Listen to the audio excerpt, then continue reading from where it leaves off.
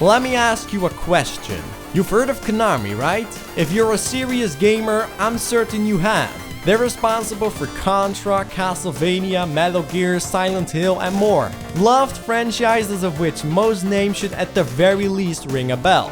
One day, a number of individuals within the company decided to leave because they felt creatively held back. They didn't want to develop similar sequels and clones of already existing games anymore. So on June 19th of 1992, they founded a new studio called Treasure.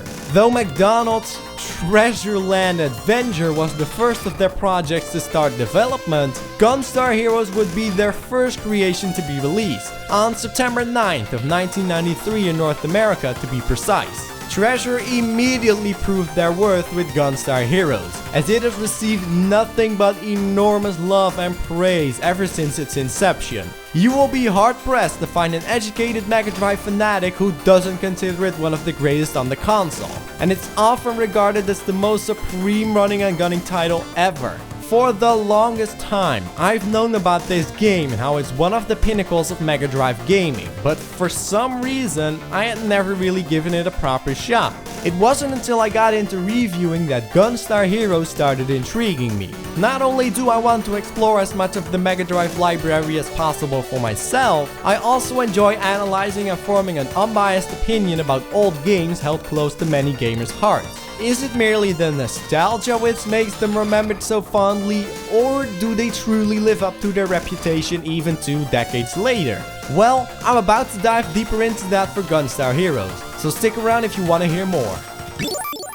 The story here is basic, as it is for most games from the early 90s. Gunstar Heroes is set on the planet Gunstar 9, protected for many years of peace by the Gunstar family. However, the evil Emperor Grey steps in and seeks to rule the globe by awakening a dangerous god robot known as Gold and Silver. In order to do so, he needs the 4 power gems that have been kept safe by the head of the Gunstar family, Professor White.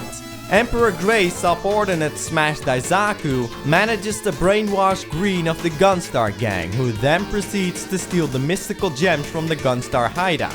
It's now up to Gunstar twins Red and Blue to recover the 4 gems before the Empire reaches Gold and Silver. Predictably, that's where you as the player come in, so how do you go about achieving that exactly? Quite frankly, it's no rocket science. You blow up tons and tons of guys as you press on to reach one of the villains at the end of the stage.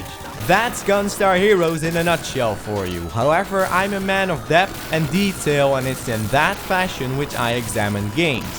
As you start the game, there are a couple of different selections you can make. The first of which is the choice between free shot and fixed shot.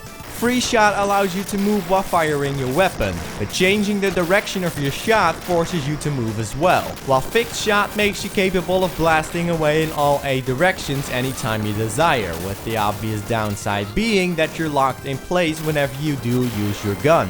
Neither is superior from what I could tell. It's going to depend on the weapons you prefer and the situation in general what's most suitable. So free shot or fixed shot is all a matter of personal preference. Personally, I feel I am better with fixed shot. I find nothing more irritating than having to move myself when I want to aim my gun. It would have been better if you could switch between the two on the fly to eliminate any possible feeling of being ill-equipped, but Mega Drive controllers simply lack the shoulder buttons to make that happen. Then you can pick between 4 different starting weapons: a regular pea shooter, a gun with homing properties, a lightning fast laser, and a flamethrower. Again, each weapon has its own strengths and weaknesses. The flamethrower is the way to go for close range combat, but when the opposition is too dangerous to approach in decent range, you might be better off with the pea shooter or blue laser. And when you have to constantly dodge attacks, the gun with homing projectiles takes the weight of having to aim properly off your shoulders, but it won't do a lot of damage on the flip side. Fortunately, you're not stuck with whatever you choose for the remainder of the adventure. Notice this empty weapon slot right here? Along the way, you can obtain the 4 weapons and equip one of them to your secondary slot. And in case you want to try something else, you can replace your current equipment with other guns altogether. Being able to carry 2 of them at the same time is awesome, because the player is less likely to be left in the dark with guns that may be borderline useless in a given predicament, and as such, he or she is free to experiment. The real fun in the multi-slot mechanic though is being able to merge the two into a more powerful weapon that contains elements from both guns. You can select two pea shooters together for a double pea shooter, but say for example you fuse the flamethrower with the homing gun, you now have a controllable flame that can be directed across the screen using the D-pad. Do the math and you realize there are a whopping total of 10 different weapon combinations to play around with, which was practically unheard of in a game from 1993. It's one of the elements that make Gunstar Heroes a very replayable game. And if all the varying types of guns aren't already enough, you can also perform some melee combat.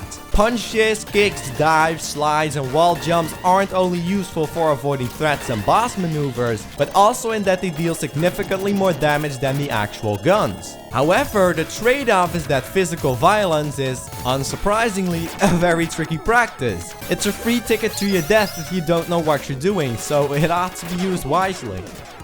The main issue that many of these types of games struggle with is that destroying hordes of foes tends to get boring and tedious after a while. I'm sure there are people out there who feel that way here as well, but I think Gunstar Heroes fares remarkably well in that regard. You can tell the developers tried their hardest to prevent such thoughts from sneaking into players' heads, and as far as I'm concerned, they did a damn fine job. You're not just cleaning your screen of an endless supply of bad guys, you're doing so while nearly every stage keeps introducing new ideas and gimmicks. You'll be riding anti-gravitational minecarts, climbing a skyscraper to get on board of a rising ship, participating in a board game where you must roll the dice and beat numerous unique challenges based on the spaces you land on, and just when you think you've seen it all, you're suddenly in a spacecraft, playing a shoot-'em-up game in the vein of Thunder Force. It's a total genre shift with gameplay solid enough to be its very own title.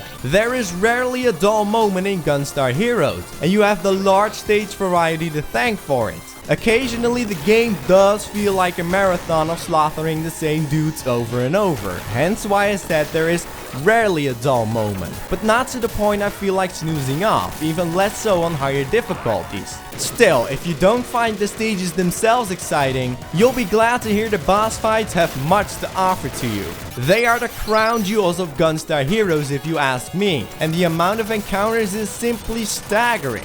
There are mini-bosses, mid-bosses and big bosses, and when the majority of them are fun and challenging in their own ways with a plethora of attack strategies, you know they're done right. From the wrestling against Orange on a plane to taking down Black on a moving elevator. It was an exception to the rule when these villains didn't leave a great impression on me.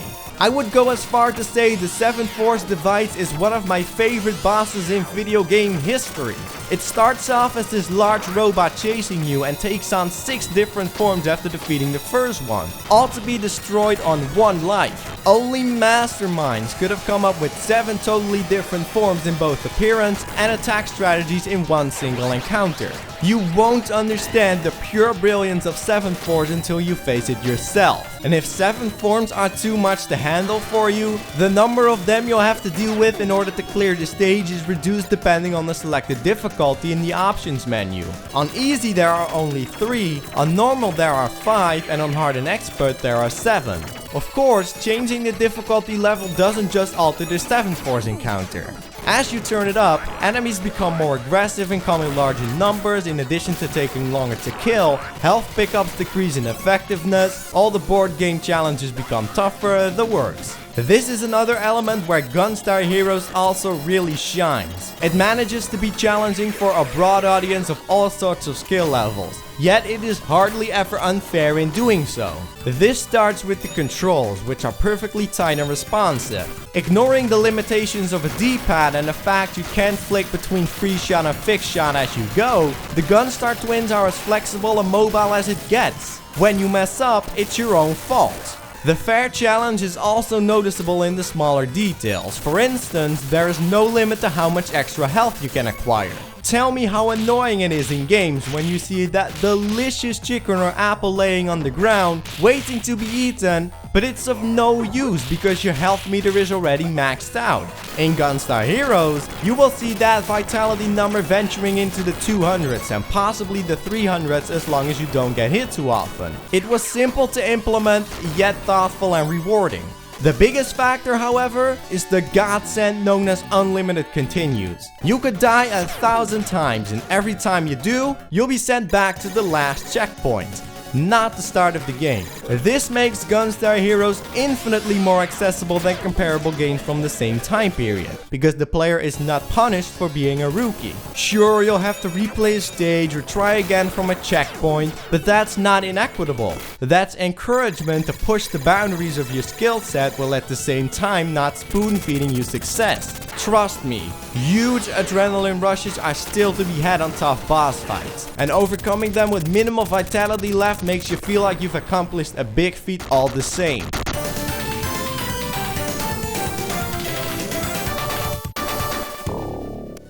The only little annoyance I have is that any type of selection you make, be it free shot or fixed shot, your default gun or the next stage, cannot be reverted throughout the entire course of the game. The moment you hit the button, the choice is made with no confirmations asked. You're forced to make the best of whatever you've picked, and when you're stuck on a certain level, the inability to try something else is irksome, especially the impatient players I can imagine. You do always get the opportunity to pick up a weapon at any given checkpoint, which alleviates the problem to an extent, but it is decided by the game's random number generator, or RNG for short, what you get. This can be seen as positive or negative, but I assure you, on Expert it is tiring to get inefficient guns time and time again. An ordinary option to restart from the last checkpoint would have made this a moot point. Having said that, it's appreciated that I'm given all the options that I am in the first place. It wasn't self-explanatory at the time, and when you take a step back to observe the full adventure,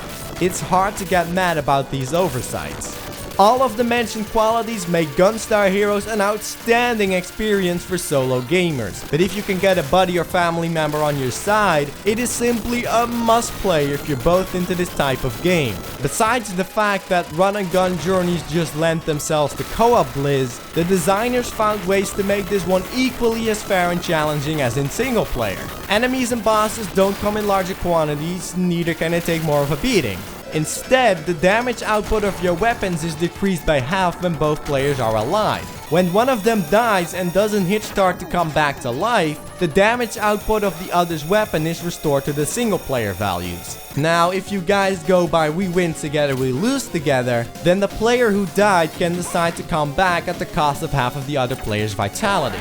Offering this strategic option was once again a well thought out implementation by Treasure, and speaking of strategies, players can also use each other as means of attacking by throwing one another into enemies and bosses. It'll drain the health of the latter pretty quickly, but it can be risky as you may end up hurting your friend by flinging him or her into projectiles or off the stage.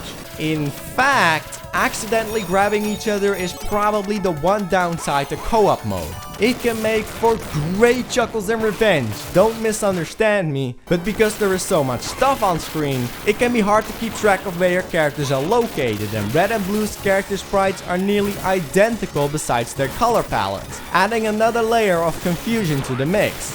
Friendly fire is thankfully not a thing here, but it would literally be impossible to play otherwise. Nevertheless, Treasure knew how to make a sensational game that stood out from the rest of the crowd.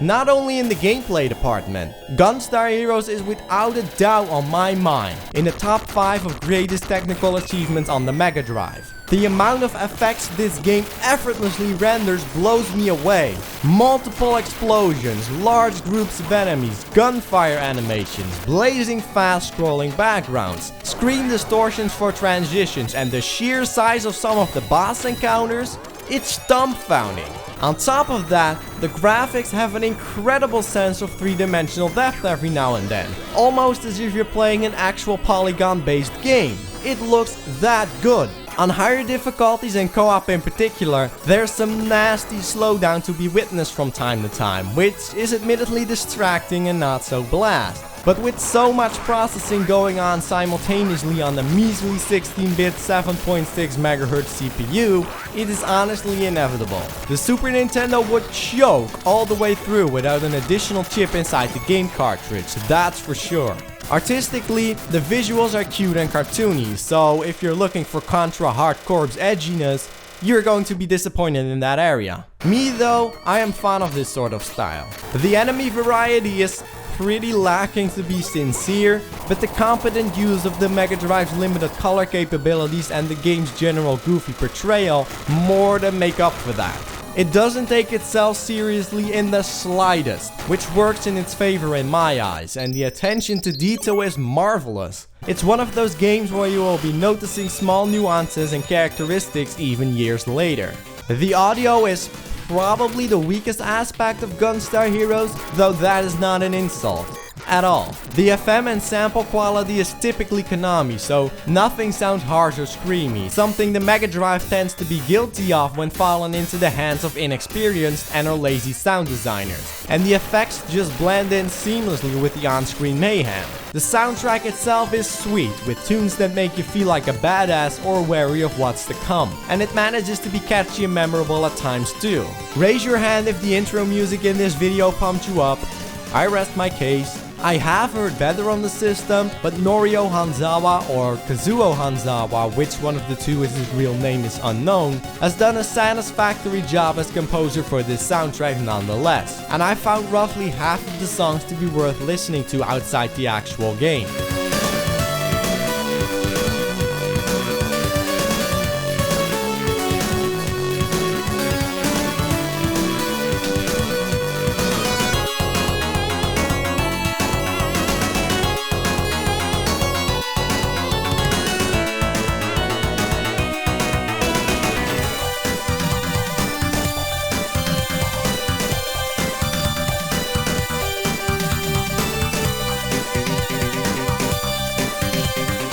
Expecting me to conclude the review at this point, eh? I don't blame you, it's what I usually do. But there exists a Game Gear version of Gunstar Heroes. We can't just skip it. Most people probably aren't aware of such because it was exclusively published in Japan, but yeah, in 1995, the game was ported to Sega's battery-draining portable Hog by M2. You're probably thinking, how in the world can an 8-bit handheld even remotely offer the same experience as the 16-bit console version? It can, but to be honest, it's surprisingly well done in its own right. Gameplay wise, it is virtually identical. The goal is still wiping out hordes of enemies and defeating a boss at the end. You've got your 4 weapons that can be mixed and matched, and the same acrobatics you can perform as in the 16-bit counterpart.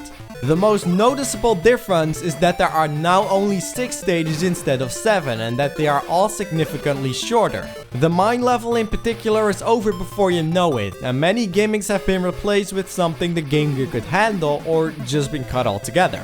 The shoot 'em up section, for instance, has made place for this, admittedly pointless walker part that is literally Hole's right to win, and a small selection of bosses aren't present. Playing the game together with somebody else is also not a possibility, as it is already taxing enough for the Game Gear with a single Gunstar hero firing away like a madman. The frame rate sits at 30 frames per second under peaceful circumstances, but when the screen gets crowded with enemies or a large boss sprite, the game slows down to a crawl and the controls feel delayed and just overall not as smooth as a result. Do understand, I'm not trying to sound like a spoiled prick by mentioning said downgrades, I'm just stating facts. For what it is, the Game Gear version of Gunstar Heroes is terrific and truthful to its source material. How many 8-bit games have you seen with such detail and color, smooth animation, and even sprite scaling going on simultaneously with parallax scrolling? I don't think I've ever seen one myself. When it comes to pushing the hardware to its limits, the Game Gear port deserves just as much acclaim as the original game. The music carried over nicely too. Again, it cannot hold a candle to the Mega Drive renditions, but every tune was recognizable, no matter the limited sound capabilities of Sega's big-ass handheld.